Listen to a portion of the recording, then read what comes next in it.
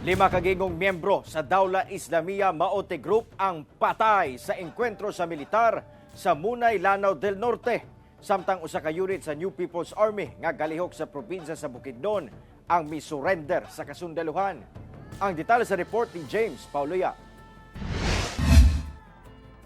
Sa Munai, Lanao del Norte, 5 ka mga miyembro sa Dawla Islamia Miyembro Group ang napatay sa duha ka managlahing engkwentro sa lugar. Samdan-sab ang 3 ka mga sundalo sa mong engkwentro. Na-recover sa kasundaluhan ang 3 ka mga high-powered firearms, mga bala ug nagkalain-laing dokumento. Sumala sa kasundaluhan, magpadayon ang ilang operasyon batok Di-maute Group sa probinsya sa Lanao del Norte ug Lanao del Sur.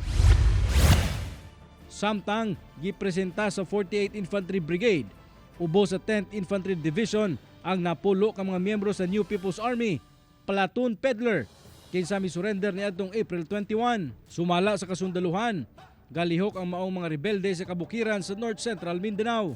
Gipangunahan kini sa ilang commander nga si alias Kaloy ug bit-bit sab niini ang 18 ka mga high-powered firearm.